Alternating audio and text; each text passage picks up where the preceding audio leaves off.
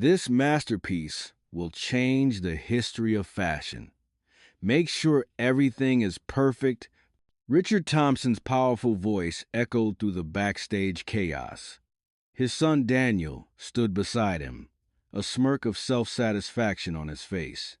Of course, father. With $300 million from the Japanese, Thompson Elegance will be an empire. In a hidden corner, Helen was rushing to adjust the last model's outfit. Sarah, be careful not to prick yourself, she called out, as her 12-year-old daughter meticulously helped her mend a loose thread. I'm used to it, Mom, Sarah replied softly. Just then, the lead model strode past, adorned in the magnificent gown, the soul of the collection. Sarah looked up and froze. The needle in her hand dropped to the floor. Mom, her voice trembled. That dress, the pattern on it. Helen turned, concerned. What's wrong, honey? Without waiting for her mother to finish, Sarah quickly pulled a worn-out sketchbook from her old backpack.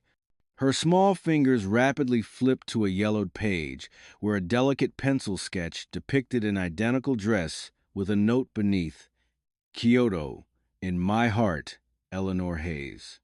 Look, Mom! Sarah held out the sketchbook, her voice almost a whisper. This is Grandma Eleanor's design. Helen stared at the sketch, then looked up at the splendid gown being presented by Richard Thompson to Mr. Kenji Tanaka on the large screen. Her face turned pale with horror. Sarah, put the sketchbook away, please, she whispered, her voice full of fear, urgently pulling her daughter's arm. We can't. You don't understand. The Thompson Elegance house. But, Mom, this is Grandma's. He stole it. Sarah hissed, her eyes reddening with indignation. She didn't understand why her mother was afraid instead of angry. This was her grandmother's legacy, her sweat and her heart. Their small argument attracted unwanted attention. Daniel Thompson, Richard's arrogant son, approached, followed by Victoria, who wore a sneer of disdain. What's all this noise in this corner? Daniel asked, his tone condescending.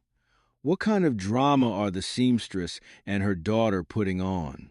Helen flinched, hastily hiding the sketchbook behind her back. Nothing, young master. We apologize. But Sarah refused to back down. She held her head high, looking directly at Daniel. Mr. Thompson stole my grandmother's design! Silence descended upon the backstage corner. Victoria burst into a sharp, piercing laugh. Silence. What does a child know? Helen, aren't you going to discipline your daughter? Or are you plotting to steal my husband's credit? She advanced closer, her voice hissing. Someone as lowly as you shouldn't dream such foolish dreams. Daniel smirked, his malicious gaze sweeping over Helen's sewing basket. He feigned an accidental bump, sending the basket crashing to the floor, needles, threads, and fabric scraps scattering everywhere. A pristine white silk scrap, which Helen had been about to use to mend a small detail, landed right at his feet. Before the eyes of the entire crew, Daniel deliberately stepped heavily on the silk scrap with his expensive leather shoe, leaving a dark, grimy stain. Oh, excuse me, he said, his voice mocking. Just a cheap piece of fabric, right? Tears streamed down Helen's cheeks. She bent down to pick up her belongings in humiliated silence. But when she looked at her daughter, she saw something else. The fear in Sarah's eyes had vanished, replaced by a spark of determination ignited by the insult. She was no longer crying. She was looking straight at the stage where Richard Thompson was preparing for the show's finale. Her mother's tears of humiliation burned away the last remnants of fear in Sarah's heart. She no longer cared about the consequences, no longer thought about the threats. She only saw the dirty shoe print on the white silk, the triumphant smile of Richard Thompson on the screen, and heard the applause celebrating a lie. While her mother was still trembling, gathering the shattered pieces of her self-respect, Sarah made a decision. On stage, the music reached its crescendo. The lead model in Eleanor's dress performed a final twirl, the camellia pattern shimmering under the lights. Richard Thompson stepped out, arms wide open to embrace the thunderous applause. He stood there, defiant, the center of the world. "Thank you. Thank you, ladies and gentlemen," Richard exclaimed, his smile radiant. "The emblem you see before you is the essence, the creative soul of Thompson elegance." "That's a lie." A child's voice, clear yet sharp, rang out, interrupting Richard. From a gap in the velvet curtain, Sarah had secretly emerged. She stood there, small and lost amidst the luxurious stage, clutching her old sketchbook tightly. All the flashlights that had been aimed at Richard now turned toward her. The music abruptly cut out. Hundreds of eyes in the audience stared at the little girl, astonished. The atmosphere froze. Richard stiffened, the smile on his lips hardening into an unpleasant grimace.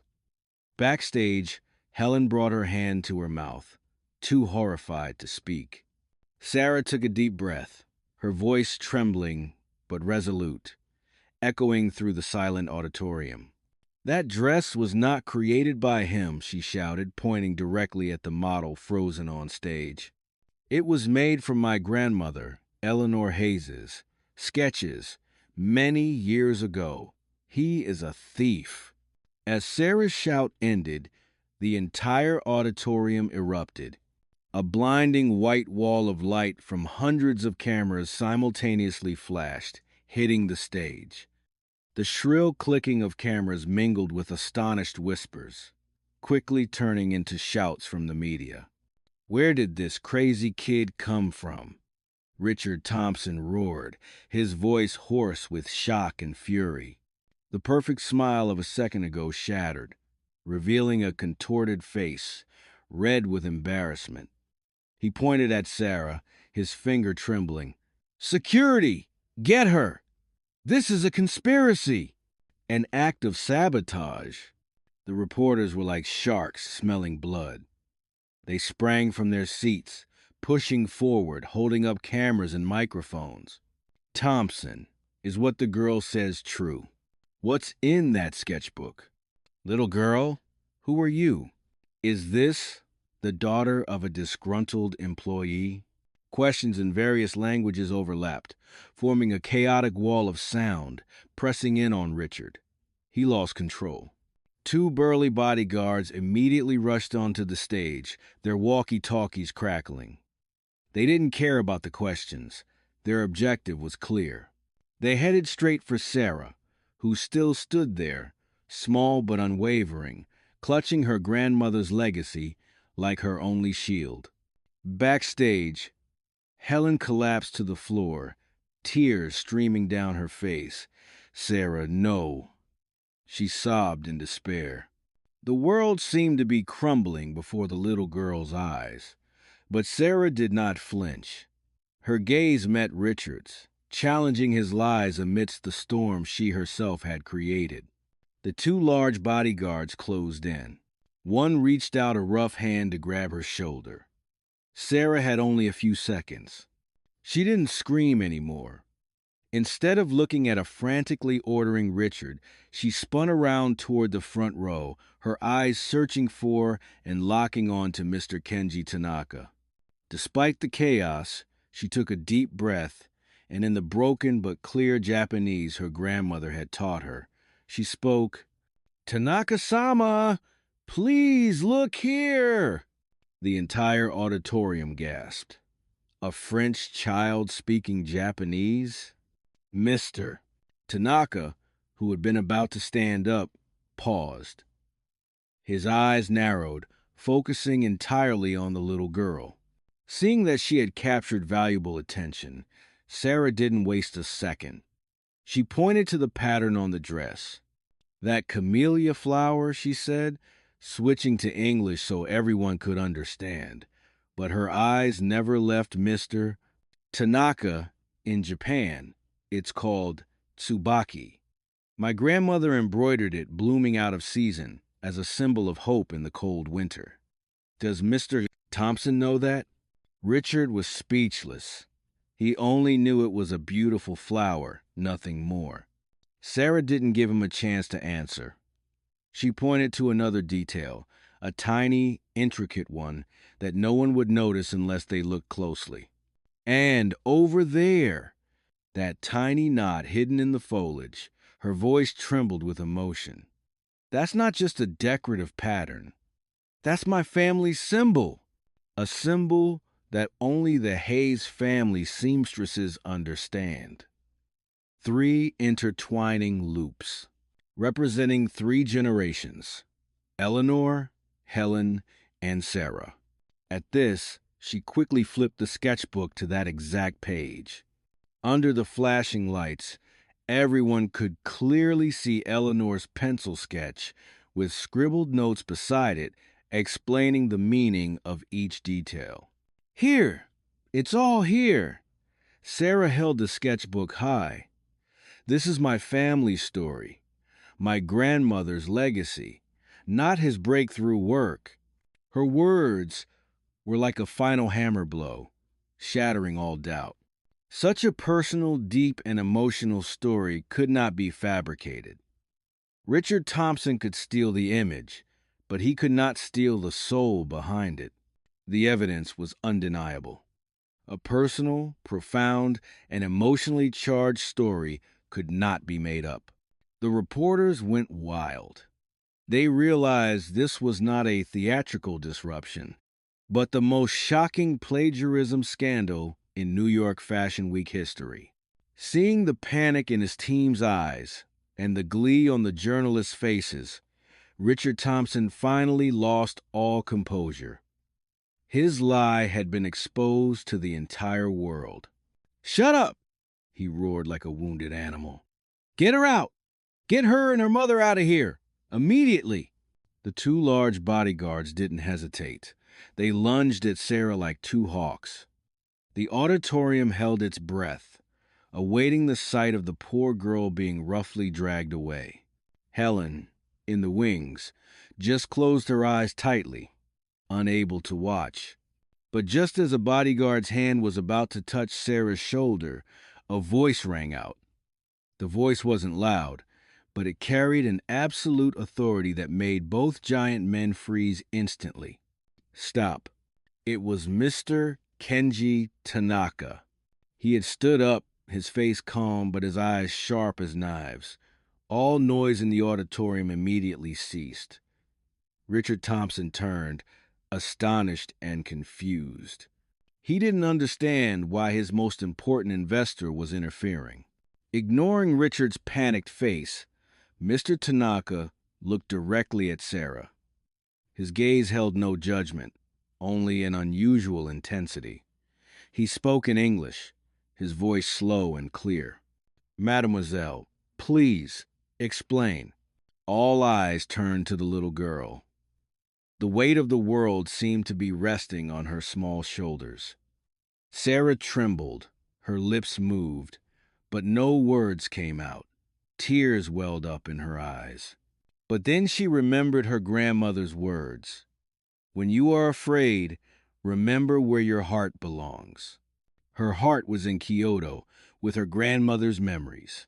Taking a deep breath to compose herself, Sarah bowed to Mr. Tanaka in the Japanese style, then looked up, speaking in the Japanese her grandmother had taught her, still faltering, but full of sincerity. "Tanaka-sama." The entire auditorium was once again stunned. "In this sketchbook," Sarah continued, her voice trembling but growing steadily firmer, "my grandmother, Eleanor Sama, drew her memories of Kyoto, this Tsubaki flower. She drew it blooming out of season, because she said it was the flower she saw in the snow, a symbol of resilient beauty. It is not just a pattern." She flipped to another page, pointing to small symbols. And these symbols, she drew inspiration from kimono, Japanese family crests. She created a crest for our own family of seamstresses.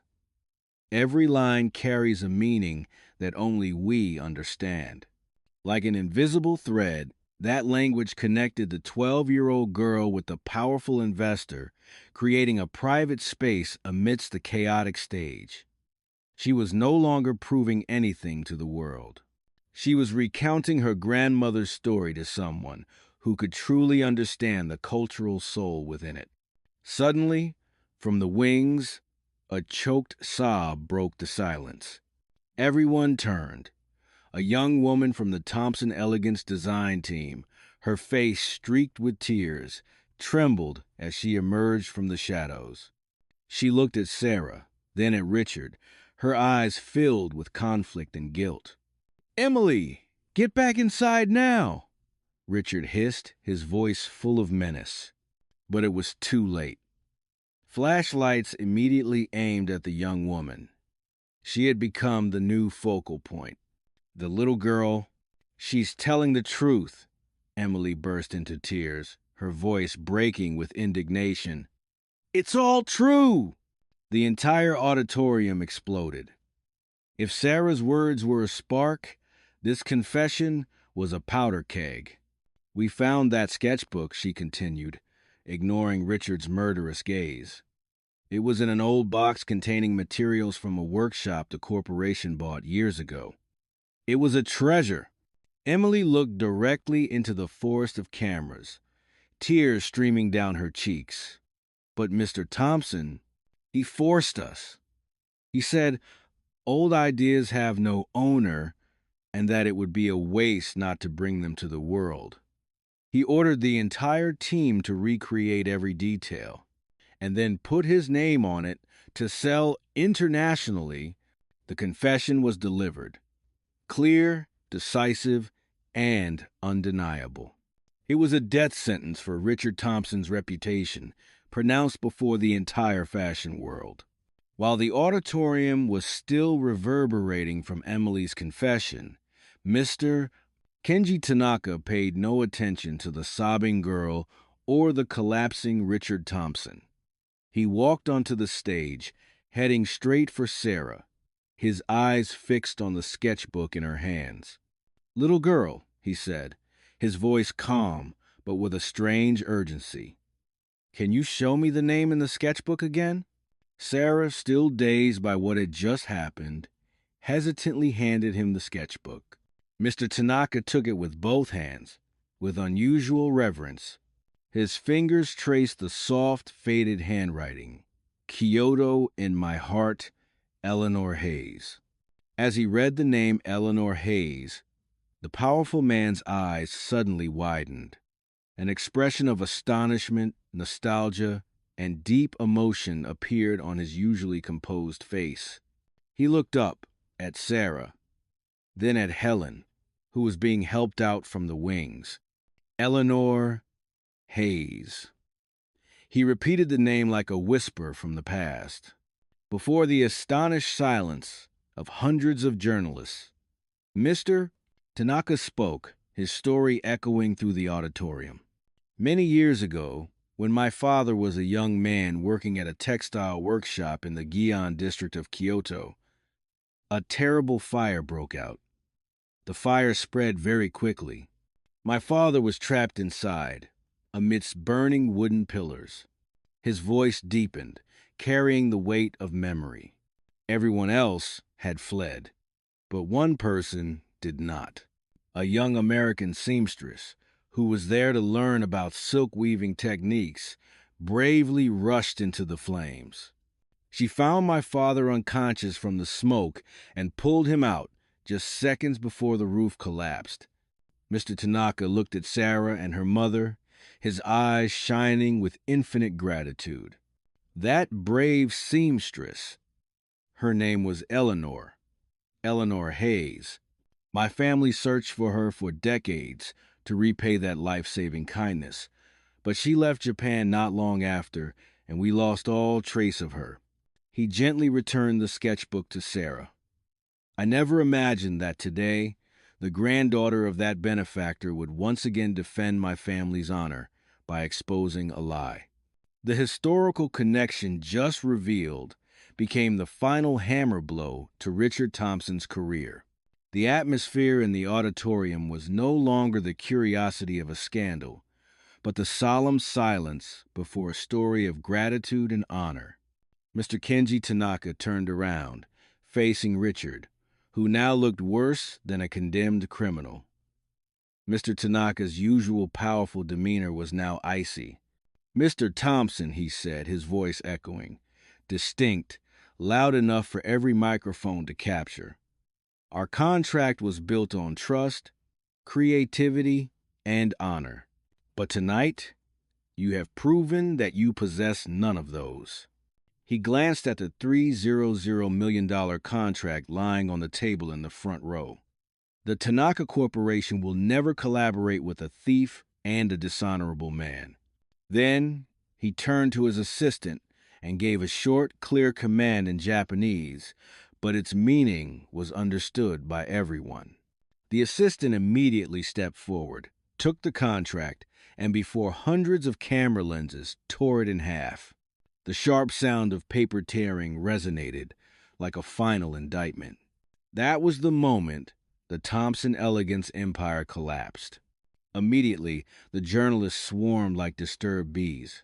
Headlines were already forming in their minds. "Paris Fashion King is a thief. Thompson. $300 million empire crumbles overnight." The truth about Eleanor Hayes. The forgotten heroine. Phones rang incessantly. News spread at lightning speed. Thompson Elegance's stock, if it even existed by morning, would surely plummet. Backstage, the family drama began to unfold. "This is your fault! All because of your stupidity!" Victoria shrieked, no longer caring about her image. She pointed directly at her husband's face, who was still standing frozen on stage. "I told you not to be so greedy." "Mom's right," Daniel chimed in, his eyes no longer filled with admiration but with contempt. "You've ruined everything, Father! Ruined my future!" Richard said nothing. He just stood there amidst the flashing lights like accusations, listening to his empire and his family crumble to ashes around him. The price of dishonor, ultimately, was losing everything. While the Thompson family was tearing each other apart in bitterness, Mr. Kenji Tanaka ignored them completely. He regarded them as ghosts who no longer existed. Instead, he turned around, faced the forest of cameras and microphones aimed at him, and raised a hand. An almost absolute silence immediately fell. The reporters held their breath. They knew the story wasn't over yet. Mr. Tanaka didn't look at them. His gaze was directed toward Helen and Sarah, who were still huddled together, overwhelmed by the storm they had just endured. "Tonight," Mr. Tanaka began, his voice amplified by dozens of microphones, "we have witnessed the cost of dishonor. But more importantly, we have seen the power of truth and courage. Courage and integrity are clearly the legacy of the Hayes family." He bowed deeply to Helen and Sarah, an act of utmost respect that stunned everyone present. "To express my family's gratitude to Eleanor Hayes, and to honor the talent and integrity of both mother and daughter," he continued, "I publicly extend an offer. I cordially invite Miss Helen and young Sarah to Tokyo." Helen looked up, her eyes wide with astonishment. "We will collaborate on a new design project," Mr.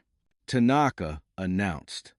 "A collection that will truly honor Eleanor Hayes' legacy and bring her Kyoto-infused designs to the world with full honor." The offer was already startling, but he wasn't finished. He turned to look at Sarah, his eyes now warm and affectionate.